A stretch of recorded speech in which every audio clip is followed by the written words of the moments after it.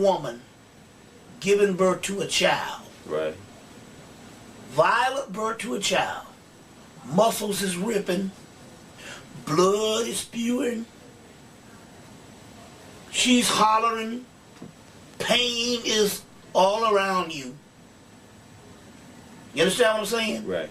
Which is a necessary and a common function in just nature itself.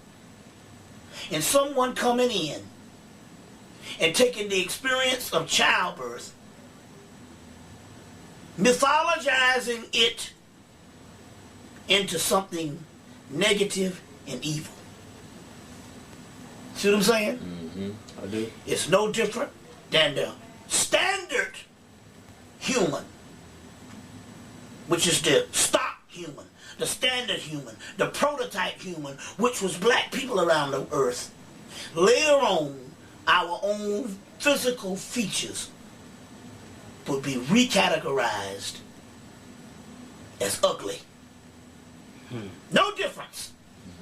We can look at a pattern of our history and see that our own very lives as a people that are the teachers of humanity looked upon as not even being human, looked upon as not even being competent.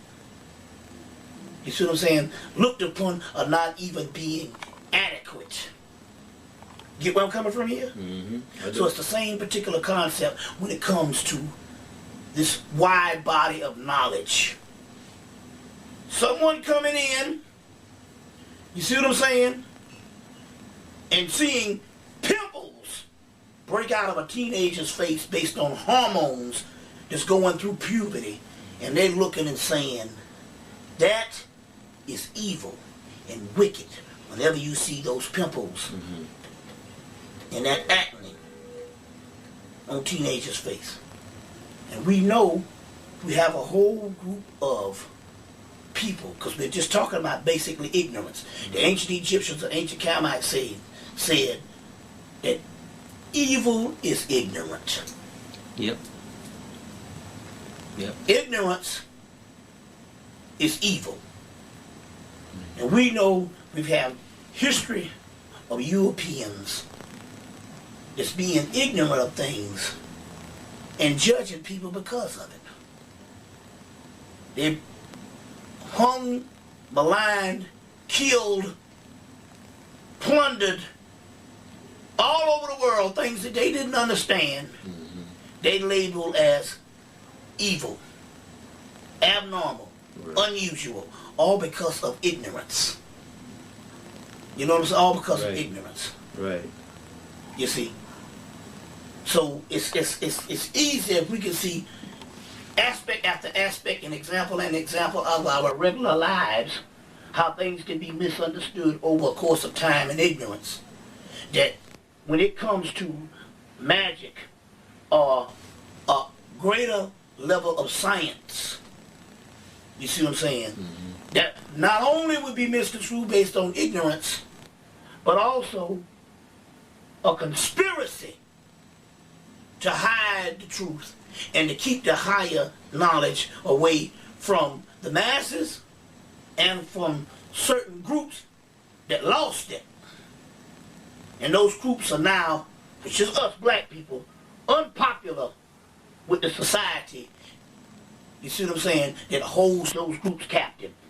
And as subjects. Right. You get it? Right. Got that. Got that. So, as a result, the first thing we got to start with was in the aspect of removing the ultimate fear. If we're not dealing with religion anymore, then we must ask this question. Then what the hell is Satan? And why the object or the adversary of religion, since we're not dealing with religion anymore, then what is the origin of this? You see what I'm saying?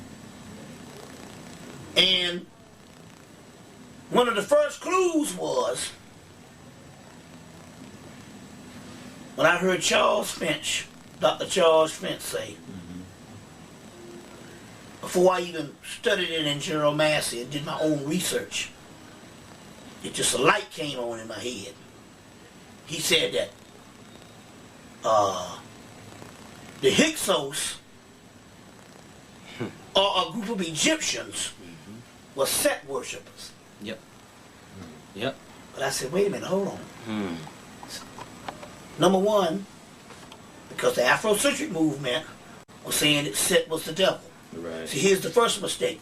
They're taking modern mindset, terminologies, you see what I'm saying, and methods of research and thought, and trying to understand ancient thought and mindset. And you cannot understand the ancient model with the modern model. You can understand more of the modern model by researching your ancient past, but you can definitely not understand the ancient model from the modern model. So the Afrocentric movement approached this thing the wrong way. They saw Horus and Set, or Osiris and Set, and automatically assumed that Set Typhon was the devil and all that goes with him. You see. So the first thing happened was, because I had been taught a few years that Set Typhon was the devil of Set, and we learned to look at him as the devil, and then we heard, the first thing I heard was the Hyksos were Set worshippers, or there were groups of Egyptians that Set worshippers, and then the light comes on in the head. Well, why would anybody worship Set? That's the first aspect. Then, if the Egyptians or the Camites were supposed to be more advanced than the people we would ever see again on the earth, then why are they stupid enough to worship Set? Why would they do it? Right. Or was Set something totally different than what the modern man is thinking it was? You see what I'm saying? Right. What the modern man was thinking it was. Okay. And the works of Gerald Massey would be the greater explanation of it. Ancient Egypt, Light of the World, the last books, 1907. Natural Genesis, the middle books, 1888. And the first volume, because all of them are 2 volume sets, volume 1 and volume 2.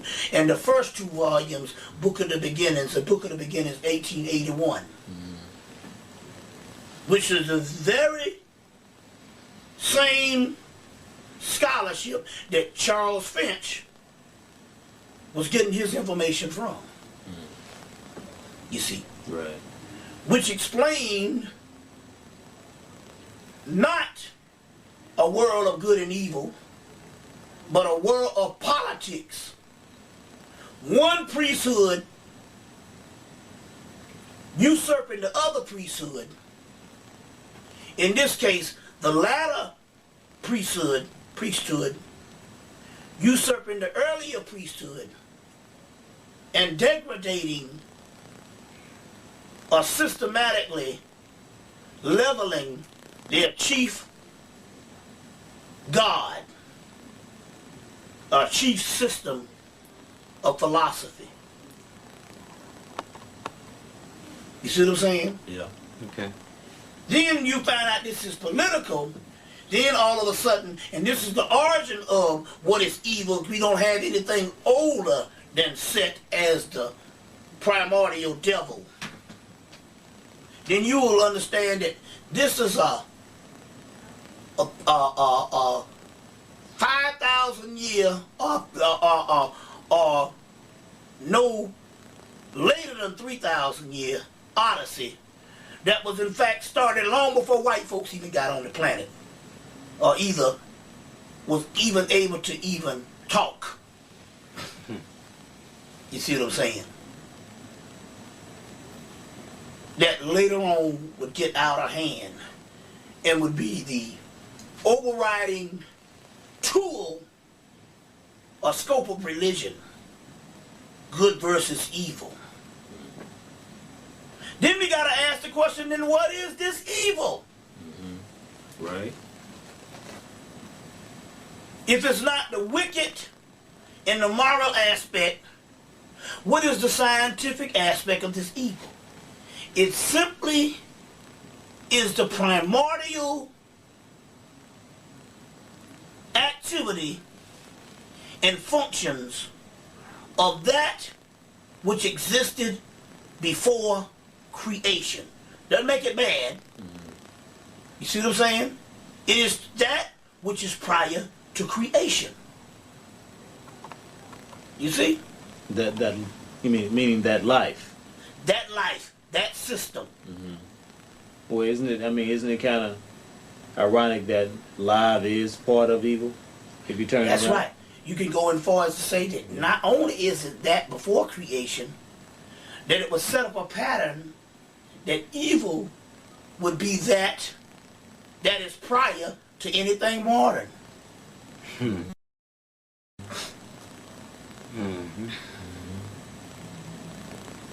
That would be a pattern that would repeat itself throughout history. We can just take Egyptian civilization, Right. and just in the dynastic period, we're talking about millions of years after creation in the dynastic period, they make something evil out of that preceded it, Now why? which was the earlier priesthood. Now why did they do that? It is an age-old question that haunts man. And the ultimate one is simply ignorance. The misunderstanding of something that might be a little more remote that you can contemplate. And they say over and over again, that which the later generations could not understand, they swept in a trash pile of moralism, of evil and wicked. So the Typhonian Egyptians, which is pre-dynastic Egyptians, become evil to the dynastic Egyptians. Several schools later, a Hebrew set, which was Egyptians, would label all Hemmitt evil or Egyptian evil. And a Christian set, which spawns out of a combination of different groups, but of that time and later on labeled Hebrew evil. And a Muslim set that is a direct derivative of lineage of the Christian and the Hebrew, but later on named Christianity evil. And all modern concepts of what is called religion will later on name all the ancient world evil. So first it started out with priesthood of scientific views, leveling the other aspect because they didn't understand certain practices that had gone on thousands of years before. Right. Meanwhile, you must understand this. This is not just a few years in contriving or making this thing happen. This is thousands of years. We're talking about the pre-dynastic aspect would be equivalent to almost maybe 10,000 years compared to the dynastic. It's just that old.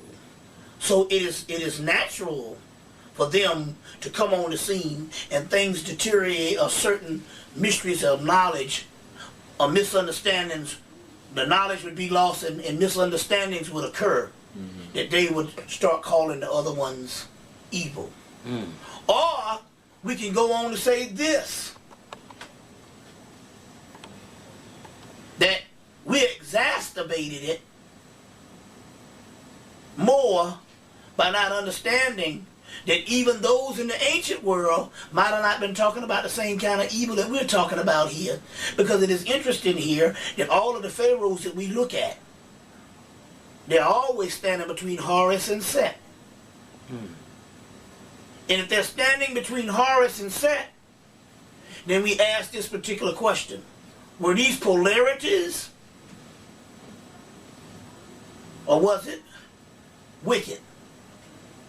Now, if we take the modern concept of religion, and we would have God and the archangels as we dare not call it a pantheon, because they're supposed to be monotheistic. Right, right. But we know that the archangels used to be the pantheon of the letters. Right. We would take these archangels, and they would be in the court of God. God, Jesus, the archangels. Okay. And you would call that the heaven realm.